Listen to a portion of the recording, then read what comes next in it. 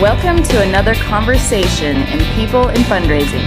This podcast features interviews with nonprofit professionals who discuss their career journeys, lessons learned, and enthusiasm for working in fundraising. And here is your host, the founder of People in Fundraising, Tim Wilson.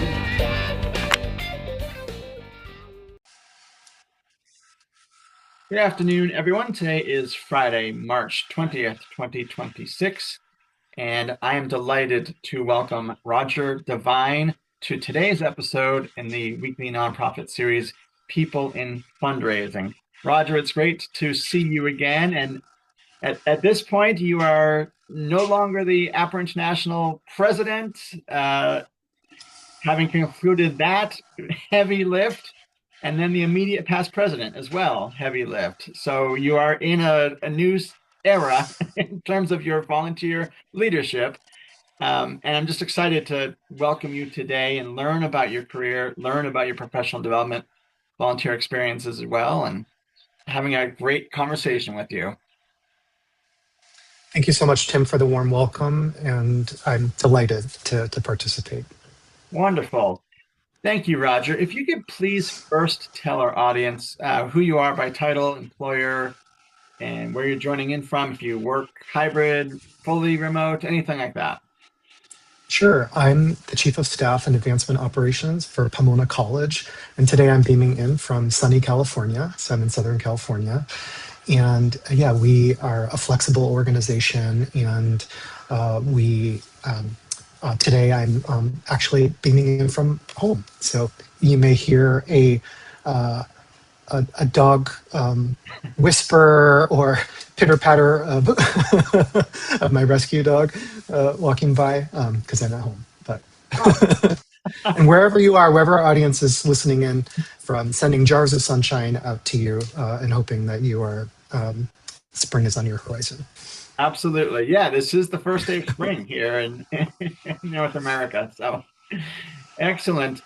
Well, Rodger, as I ask each guest the first question, if you could please tell our audience how you entered the fundraising profession, leading to your current role at Pomona College, please. Sure. So my origin story with fundraising began first in higher ed. I've worked in higher education for over 25 years, and I started my career in information technology. So I was a technologist, and I was learning different systems and platforms, and increasingly I was moving towards deeper systems work. And one of my mentors, who had, over 40 years of service at the university, had done a lot of work with service unit billing in the accounting systems. And I recognized with his retirement being imminent that we had a knowledge gap and some opportunity to close that gap. So I started shadowing him and inherited a collection of different subroutines, and I think there was at least 5 different programming languages. And through that process, I got much more, we would call it closer to the wire or closer to the zeros and ones. And I was doing a lot of programming. And in the 2000s, I decided I wanted to go back to school. There was a posting at the University of Michigan School of Information. It was an I-school. It was formerly a library school. And they had this new program, and they said, information analysis and retrieval. Do you want to be a search engineer? Do you like foreign language? Do you want to be a language engineer? And I'd never heard language and engineer put together. So I said, let me find out what this is all about. And there was this master's program, a master's of science in information. And when I joined, I said, oh, great, the information analysis retrieval people. Where are we? And they said, well, you're one of 5 or 6 in that major concentration, because it's more the programming, the applied statistics, language modeling, all of this kind of stuff, natural language processing. And so upon completing that program, I had analytics in mind, and I was increasingly signing myself up, or and I think word kind of got around, like, oh, if you have a spreadsheet with data and you want someone to take a look, like maybe you should talk to Rodger, because my love. And shortly thereafter, there was a analytics position opening at the University of Michigan's Ross School of Business in their development and alumni relations team. Okay. Yeah. And the job posting, though, didn't say the word fundraising anywhere. It just said development, housed with executive education. We make ideas possible. We develop the resources to fuel the mission. And I'm going, okay, executive education. My only understanding of fundraising was like a booster, a car wash, a bake sale. I didn't know there was this big apparatus. And fortunately for me, the job that they needed at that time was they had Tableau and some different reports, and they needed some reporting and they needed someone with information management and data expertise and technology. So I plugged in, and the rest is history. I jumped in, and I was learning what's a principal gift, what's a Leibund, what's a Seibund. I mean, all of this jargon. And shortly into that role, then I assumed responsibilities for our annual giving team, even more clearinghouse, because they were such a frequent flyer, right? Always requesting data and analysis and segmentation, and I loved it, and I found a real rigorous community of people curious about using data and technology in your giving sphere, and that still remains true. You talk to annual giving people, and they're like, "Oh my gosh, there's this new app. Oh my gosh, AI. Oh my gosh, what are we doing? Oh, I need this new report." So I love the energy, because I feel like that's a really great foundation for learning advancement through the whole donor life cycle, the data complexity, the solicitation, the stewardship. So, and I've had numerous assignments, and I just keep showing up trying to solve problems and help people. And it's very rewarding. And I would just say briefly that when I was doing accounting software, IT solutions, our measure of success was number of complaints. So no news was good news, right? We're keeping things going on, and we're serving faculty, students, and staff, and keeping the infrastructure going.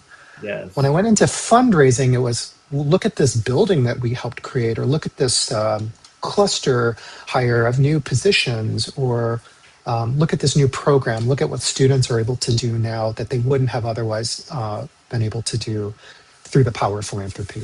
So it's been such an incredibly rewarding and intellectually stimulating endeavor to switch from a heavy IT background as a software engineer, and then now becoming eventually a fundraising executive, so an operations leader. So here I am.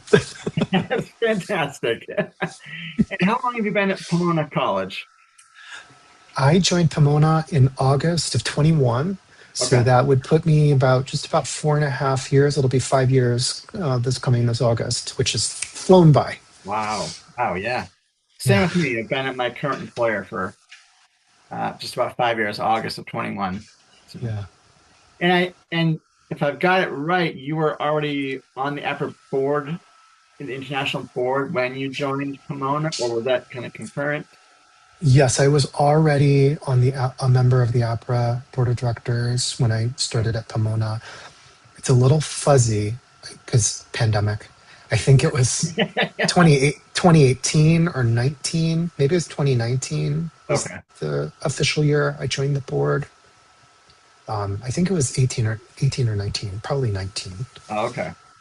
So for people in our audience that are listening in from frontline or other sectors of nonprofit development, first of all, welcome and thank you.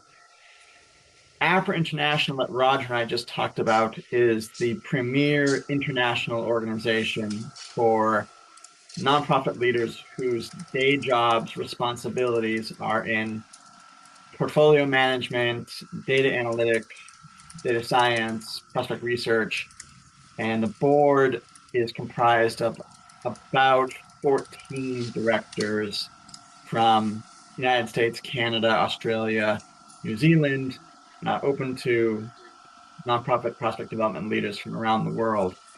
So it's a significant time commitment, and it's a real source of fulfillment to collaborate and help advance the prospect development community, address challenges, which, as Rodger talked about, serving on the board during a pandemic must have been quite a thing. So, so just to clarify that, and thank you, Rodger, for your career journey so far. Yeah. In addition to your career and that brief nonprofit Apra International leadership experience, you have co-authored 2 books. One, Data Science for Fundraising, which was published in 2018, and the second, Hands-on Deep Learning with R, which was published in 2020. I'm curious what might be some of the more interesting results, takeaways that people who have utilized those publications, what they share with you about their application of R, Python, other tools in their shops. How has it helped move the needle, please? Yeah.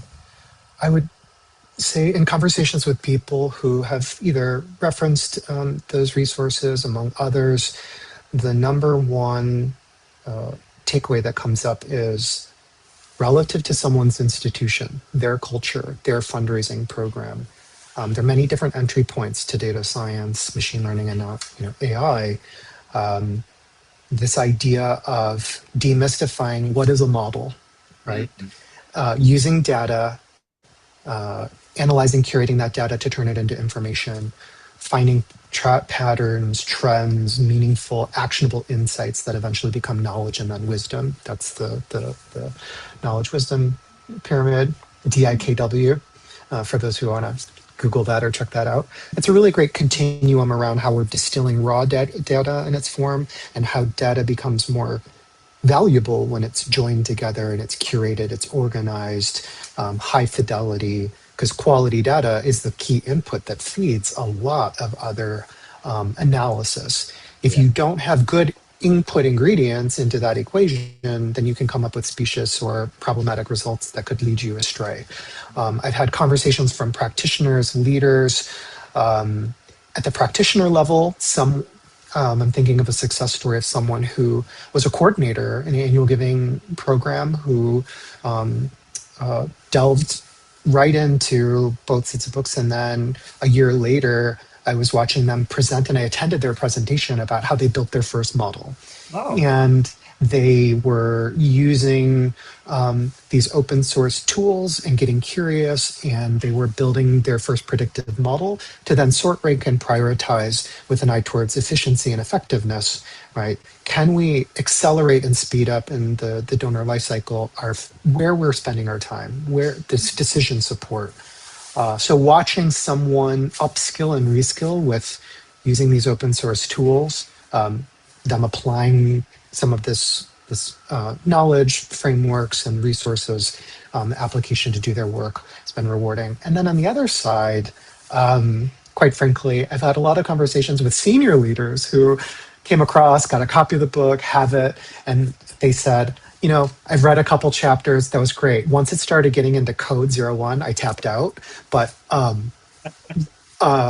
it's really great. Thank you for putting this out there. I lent this book, or I gave it to someone who could put it to good use, right? Or try. And what to me that people have shared, the questions have changed. Back in the day, if you have to think about the context, in the 2010s, it was machine learning, and people were trying to get their hands like, where do I get started? We have maybe Excel and some reporting, but the idea of like having a model, build or buy, was an opportunity for nonprofits and fundraising organizations to play catch up to the for-profit world that have been doing pretty heavy duty analysis for really a long time. Yeah. I'm thinking of the famous, Stitch Fix example, the clothing tailor, where Yes. they had over 100 data scientists. And it was like, we were trying to get one, or maybe it was like two, or an analyst, or actually in our environment, someone might wear many hats. They might do That's true. some model development, but they're also building a report, or doing some data management or data warehousing. So I'll pause there, but watching the dialogue evolve, watching the questions change, watching people come back year over year sharing what they've been building is super exciting, Yeah. and rewarding, and to see how empowering it is to have people get in the sandbox, try something out, and then share what they've created. It's a very energizing when you're in that kind of generative space and you're seeing people get excited. Yeah. So I'll pause there. That's awesome. Do you think and not to put you on the spot here, and maybe that preface is already ridiculous, but do you think there's a third book in your future? Well, since my future career will probably be some version of like dog walking or cheesemonger or something like that. Actually, my grandfather was a sports writer, and I never really made that connection because neither of my parents were prolific writers or authors. But I recently got a box of some things that had some clippings and some things from my grandfather, and I never met him. His name was Tommy Devine, and I find it. He was covering like Muhammad Ali boxing events and stuff in Florida, and I think he landed eventually in Ohio, someplace, and was teaching writing, or I'll have to ask some other family members to get those facts correct. But there's writing in my family history, and I definitely would not foreclose on no to another book in the future, and I do have a couple ideas for some things. So yeah, stay tuned. That's terrific. Yes, I'm excited to see what develops. Sure. So that's forward thinking, and my next question is a little more of the reflective, and again, it goes back to you being the president of Apra International. Part of the reason, Rodger, why I have had a few members, either current or former directors of the international board for Apra, is most of my audience are people that work in prospect development, prospect management, research.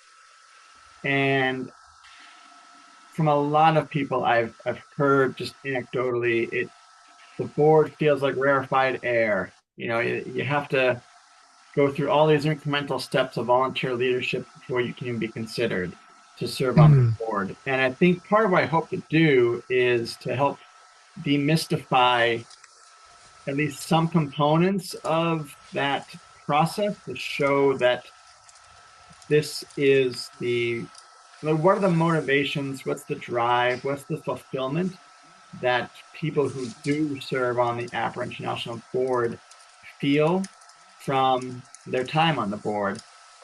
And for you as board member and president, which is a 1-year term, that's a significant output of time and thought and connecting with people, addressing problems, and also forward thinking. Where do we want the International Association to go down the road? So as you reflect on your time as the president, what might stand out to you?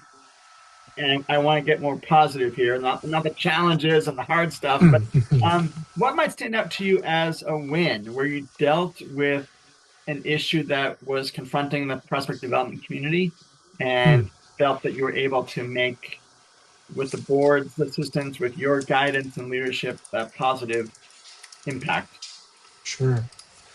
Well, thank you for that question. At the outset, I would say APRA is the professional home for these prospect development professionals, right? Inclusive of the things you mentioned earlier, the portfolio management, the relationship management, the prospect research, and then data analytics and science, and you just keep going, technology. Yeah. There are different entry points. So when I think about just APRA, I think about local, your chapter. These are people that might be nearby, next door, or a drive away. You could have coffee in your local neighborhood. Then there's that regional, right? We have Nidra, we have Kara, we have different outposts where there's the circle. The circle widens or gets bigger, and then we have global, as you mentioned, like New Zealand and Canada, and these pieces. And so when I think about the professional home, it's really all about belonging and creating a sense of inclusion and creating opportunities for people to craft their jobs in a way and enrichen their and hone some of their skill sets. There are many people working in prospect development and research. You might be new. You might be a new career or transition from another space.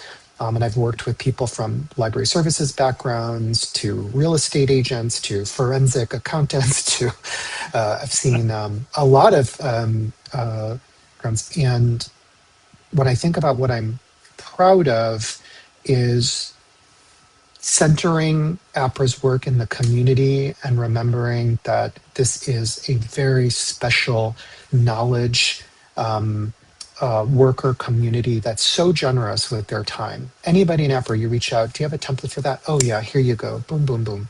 Yes. This resourcefulness and this kind of default intellectual curiosity and rigor.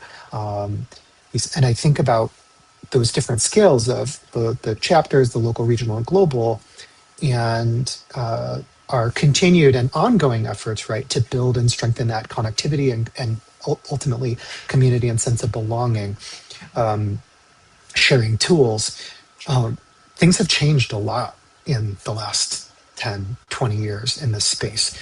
Due diligence, the emergence of AI, and so similar to the other thread around, I'm proud that the questions have changed. When I first joined APRA, there was this kind of advocacy notion, and we want to, within the industry, instantiate and affirm that prospect development is a legitimate, bona fide, this is a real career pathway, no matter what your entry points.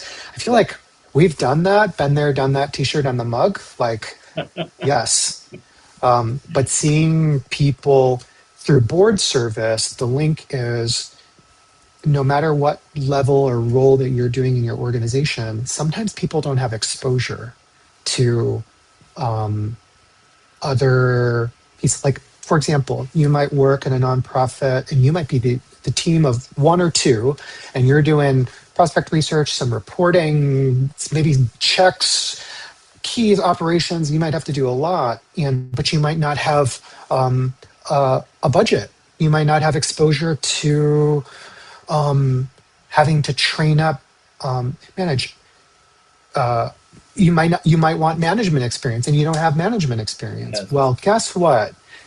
Through volunteering, learning to manage through influence, you can really cut your teeth. I think that's the expression or idiom. You can really get exposure to, and that's where I'm entering this notion of introducing this notion of job crafting. If in your day job you want to grow in your career and you want to have exposure to maybe leadership, people management, budget, some of these other functions that you don't. Through volunteering, one, you meet other professionals facing similar challenges. You might learn some best and next practices from other practitioners sharing the knowledge and wisdom.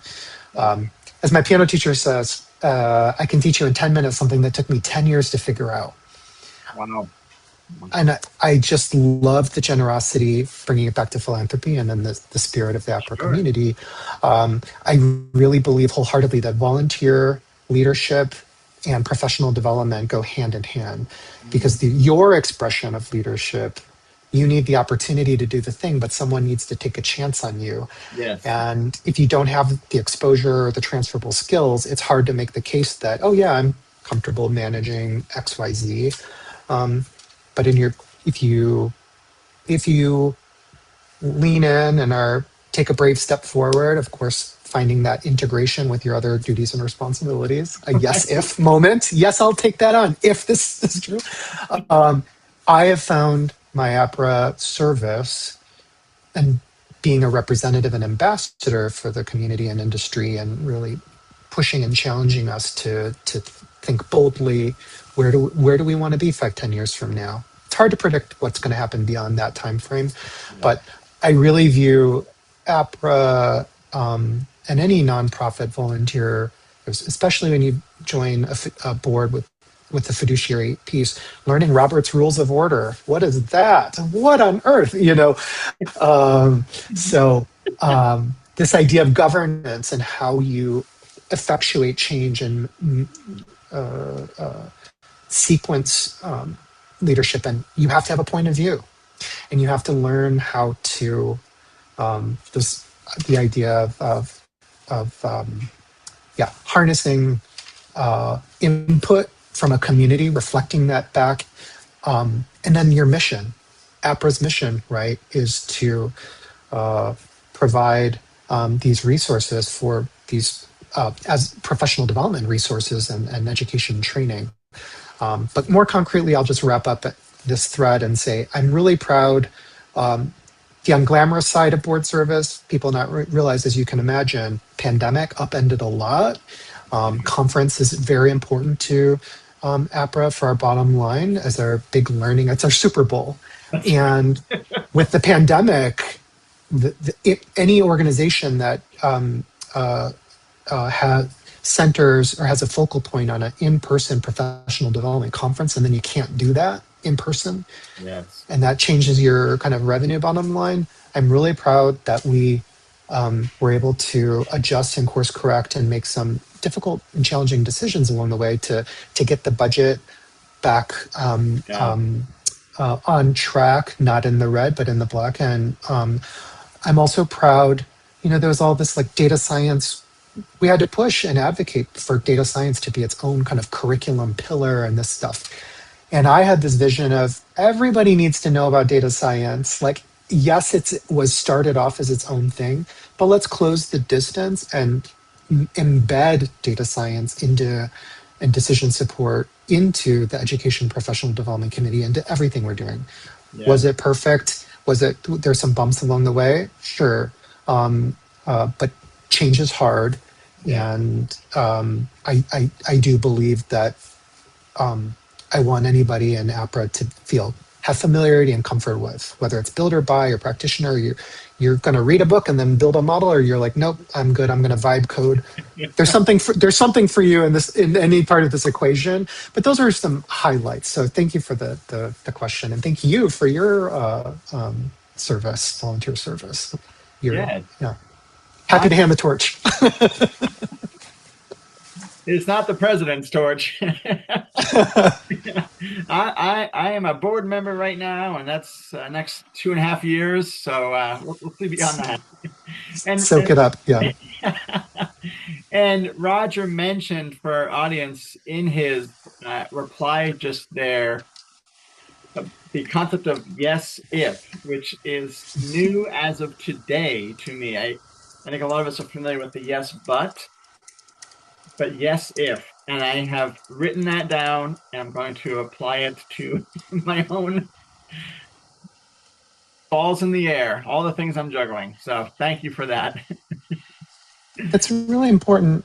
And even just to put a finer point, the reason I'm here joining you all today, wherever you are, is because I used to say yes and constantly. Yep, sounds good. Sign me up. Sure, I'll do it. Yep.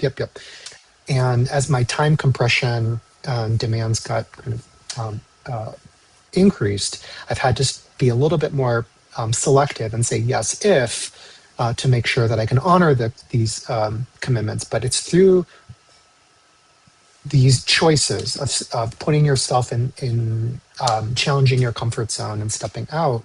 You become the product of these intentions and then your choices every day. So me doing a bunch of volunteer things over a decade, those little dominoes, they all add up. And so now I get to be speaking and sharing something. And if something I say resonates with any of you out there listening that's helpful to you, then I've done my part. And I look forward to watching your episode with Tim.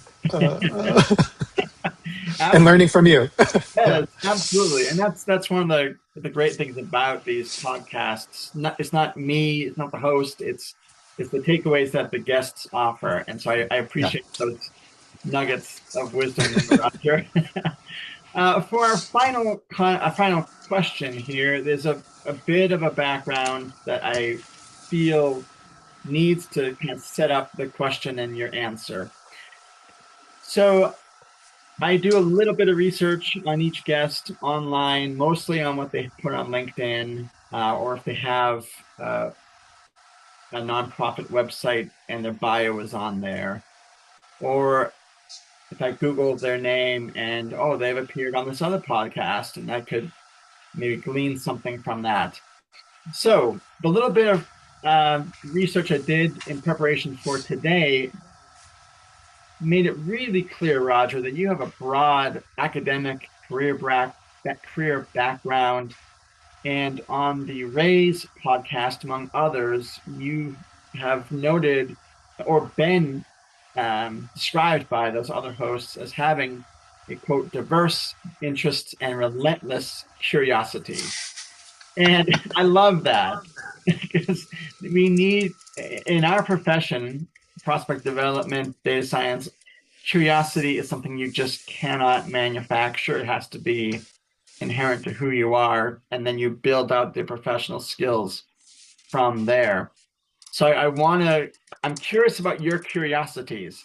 And the lead into that, I love the Talking Heads. I'm Gen X.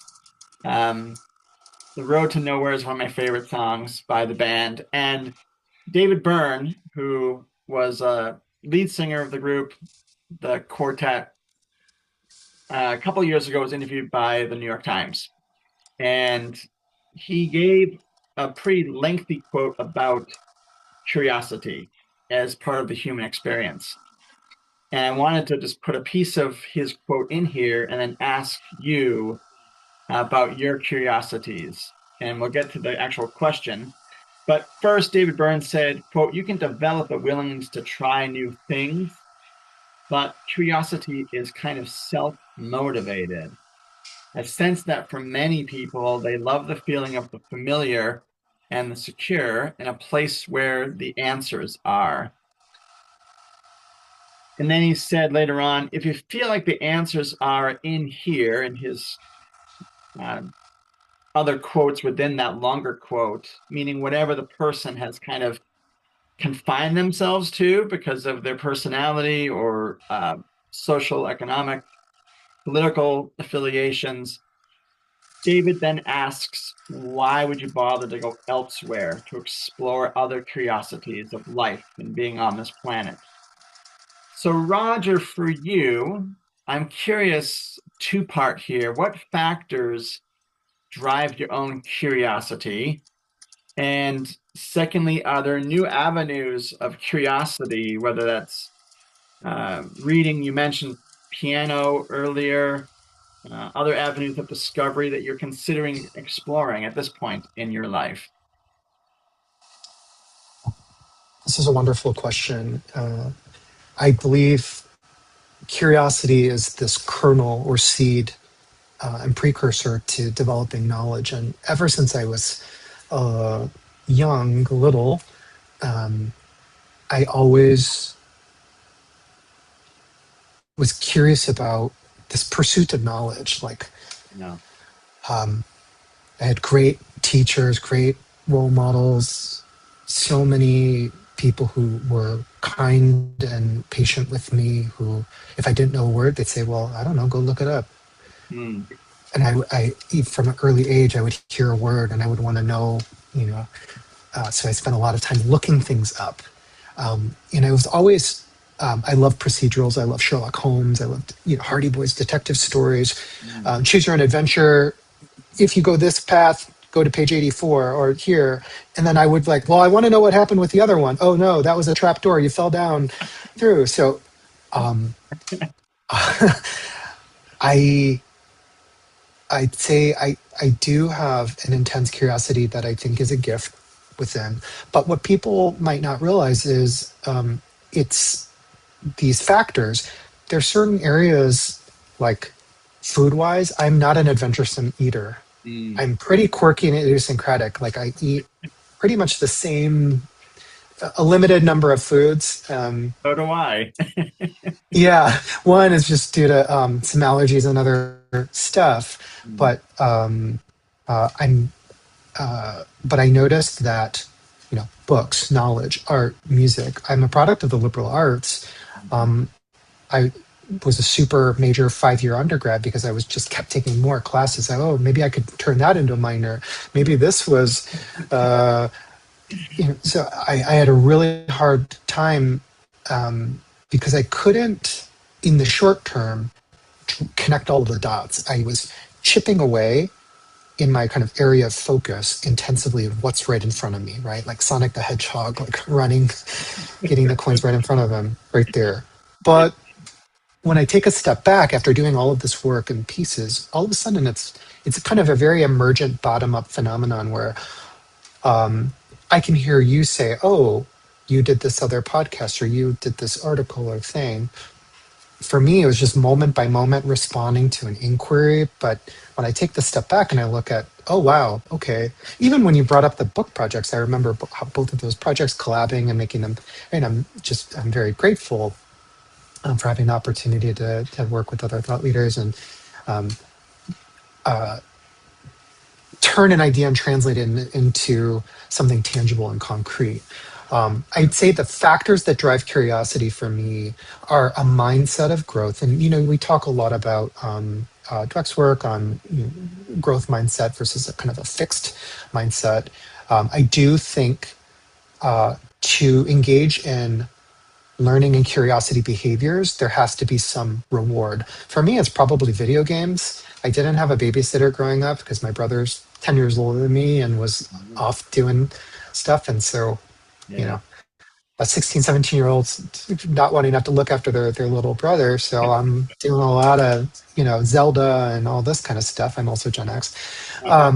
I would probably say those really tough Nintendo games where you get one life and then you just go and it's like, oh, I remember playing Atari Pitfall and having to jump over the alligator and trying to figure that out. Music, piano for me is infinite. It's incredibly complex, very demanding.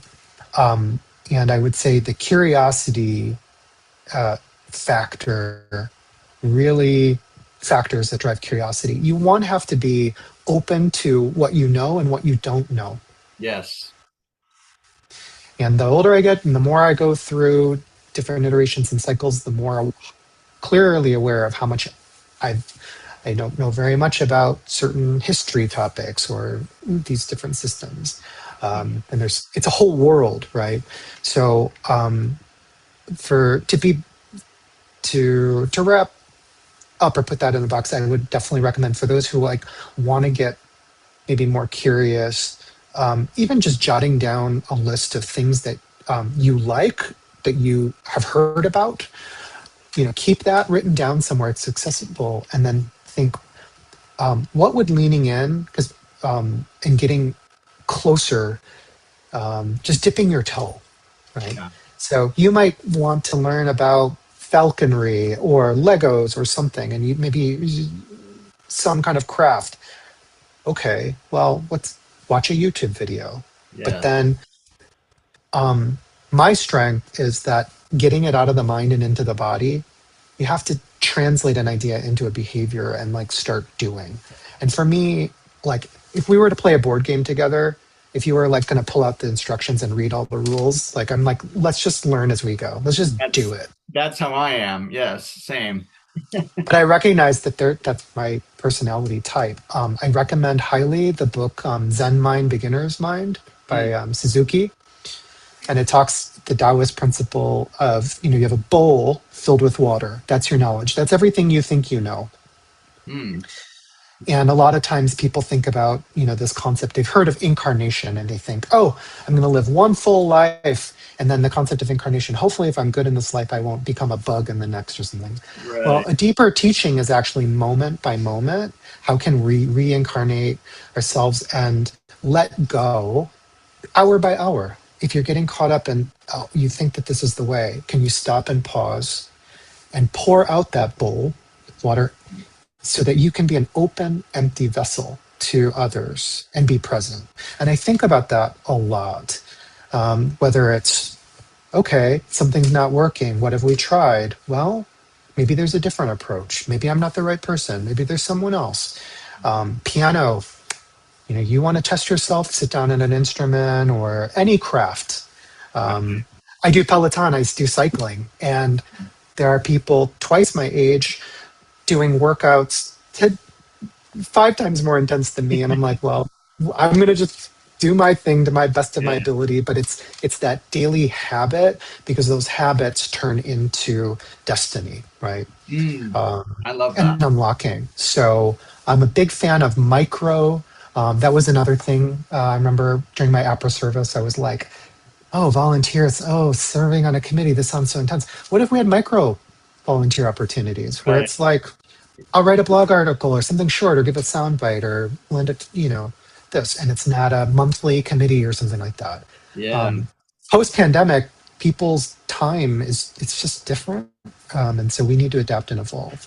But yes, and then new avenues. I'm very, very passionate about music. My dog has all kinds of ideas for me about places we need to go and sniff and check out. Probably including in an hour or so. Yeah, new avenues of intense curiosity for me are actually performance psychology, neuroscience. Wow. I'm very fascinated. I attended a lecture last week on the flow state as it relates to piano performance and meditation and breathing and what this emerging work about in neuroscience and cognitive science. So that fascinates me. Memory, how we learn, and the role of memory and spaced repetition and some of these other things, because there's this axiom in classical music. It's learn everything, and then as quickly as possible try to forget and then recall. So to strengthen in multiple channels and zones, and I'm in awe. So you can probably tell my how enthusiastic I am about this. But I often think about music metaphors and orchestration and how they relate to professional life. Because as a chief of staff in advancement operations, I have to keep the trains on time and tempo, beats. Are we playing in the same rhythm? Are we playing the same pace in music? Like, are we on the same this kind of stuff. So that is fascinating. I love what makes people tick, and especially when you can tell that the curiosity is boundless. That for me just is so rejuvenating for my own life, and to find not necessarily direct similarities. Like there were some concepts you're talking about there that are completely new to me, and I could share some of my own relentless curiosities as well, and you'd be like, oh, okay, like I'm glad you really are fixated on XYZ right now. But the sense of just the energy you give in talking about these interests and applying what you are learning is really rich. So thank you, Rodger. It's indestructible. Everything that you learn represents in the tapestry of your life you integrate and weave that knowledge so that you can work smarter and harder towards your goals. And ideally, you find some kind of symbiotic relationship between your career. Because if you love what you do, you won't feel like you're working. I really love philanthropy, and I really love teams and working with data and technology. And that, I think this quote is Satya Nadella from Microsoft. It's to be a learn-it-all, not a know-it-all. To me, the generative process of learning and then sharing that knowledge with other practitioners, and then all of a sudden you become a subject matter expert, and you're like, no, I want to know what you're building. I want to learn from you. Yeah. There's so many reciprocal benefits to it. I will always be a lifelong learner, but it's yes, you are learning, but what are you doing with this knowledge that's of service and helping advance and transform lives in society? Are you using these powers and things that you're doing for the greater good? And that's why philanthropy is very aligned to me, because I like this theory of change, of societal improvement and betterment for humankind, so that people can have opportunities that they otherwise wouldn't. And it's remarkable to watch people's metamorphosis and change processes. And it can go in many different directions and can surprise you. And I'm, as a yoga teacher used to say, I'm a registered yoga teacher, by the way. I used to teach yoga. So maybe my yogis showing up in the chat. But I had a teacher who said, spring renewal, when we go to our mat and we do our mandala and our sun salutations, 108 with the solstice, endless possibilities. Because when you do the work and you get very clear, your power is your personality and your purpose. But some people know who they are, but they still haven't figured out what their calling is. Yes. And so that's where I would introduce, the concept of ikigai, and people can Google that and figure out that overlapping concentric rings of what the world needs, what you're good at, and how ultimately how you can add value to wherever you are, whether it's a volunteer capacity, your neighborhood, your dog park, whatever. Yeah, and I know that Apra is in very good hands, and look forward to continue watching things evolve. The work we're doing is increasingly complex, and it's our job to use these tools and knowledge to simplify and produce clarity, right? To these, and solve very familiar, thorny, perennial problems. And have some fun and build good relationships with people along the way, right? Because ultimately it's not about us. To use a word you used earlier, hopefully those problems are not indestructible. Like, we can chip away at those problems and lead to betterment for our community. Yeah. I'm an optimist. I think that probably is obvious, but yeah. Totally. Well, Rodger, thank you so much for your time today. It's been a real delight for me to have you on as a guest, learn more about your career, your academic background, the writing, and the curiosities that you bring to daily existence. And I'm honored to have your time today. Likewise, Tim, my pleasure. Thank you for the opportunity. Thank you for everybody if you've made it this far. You might need another cup of coffee. But all the best from sunny California to our audience, wherever they're tuning in from. And I look forward to learning from them and you and others as we do this work together. It's a really great community. It really is. It definitely is. Yes, thank you. And on that note about community, thank you to the people who tune in weekly, listen in, watch, react to the posts on Mondays. You'll be able to find Rodger Devine's conversation across the various platforms you are accustomed to. LinkedIn with the YouTube audio video component. The LinkedIn post will also feature the link to the Podbean, audio only for people that like to listen to podcasts.